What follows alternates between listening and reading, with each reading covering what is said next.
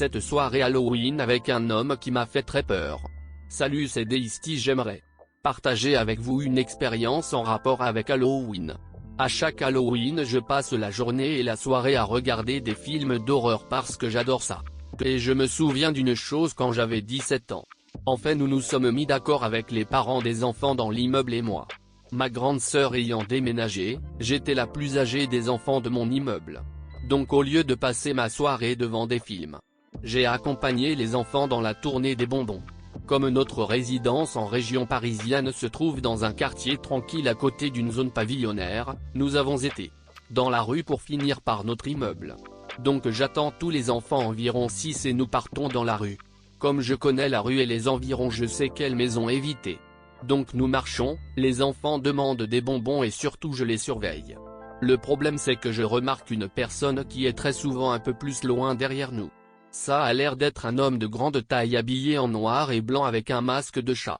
Le masque est mignon. Ça aurait pu être adorable mais le mec restait toujours immobile, tourné vers nous.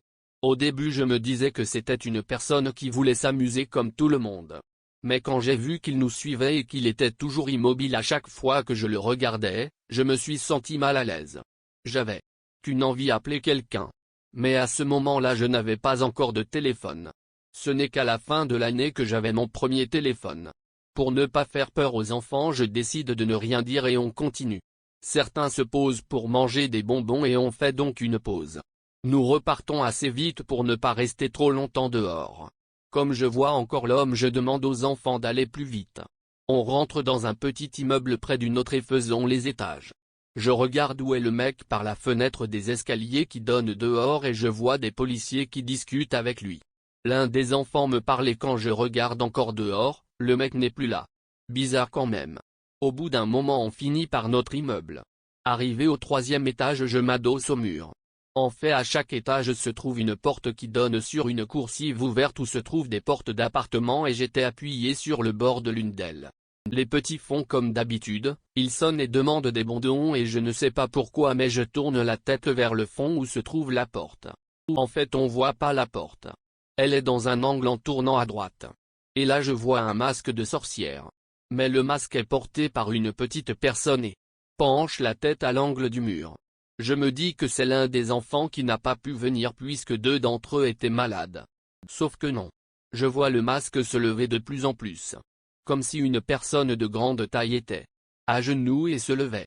Je suis surprise et d'un coup je vois l'un des 2 enfants sautiller à l'angle du mur avec son costume d'Halloween.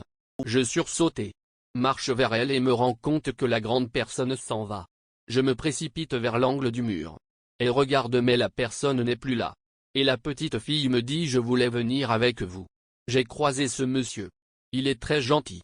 Il voulait te donner quelque chose pour que tu dormes bien cette nuit. Mais il est parti. Ah, garde mon calme, enfin j'essaie et je retourne voir les petits en prenant la main de la fille. Nous finissons le dernier étage. Avant de les raccompagner chez eux nous nous installons dans les escaliers et je vérifie le sac de chacun. Et j'ai raison. Certains ne m'ont pas écouté et sont partis voir une maison qui était connue pour détester les enfants. Cette personne met dans des papiers de bonbons une sorte de pâte avec du verre brisé ou quelque chose de mauvais. Quelques années avant un enfant avait fait tomber un de ces bonbons sur le sol sans faire exprès et son chien l'a mangé. Malheureusement il est tombé très malade et le vétérinaire a détecté quelque chose comme de la mort au rat. Coïncidence? Bizarre. Donc je jette les bonbons bizarres et je raccompagne les enfants.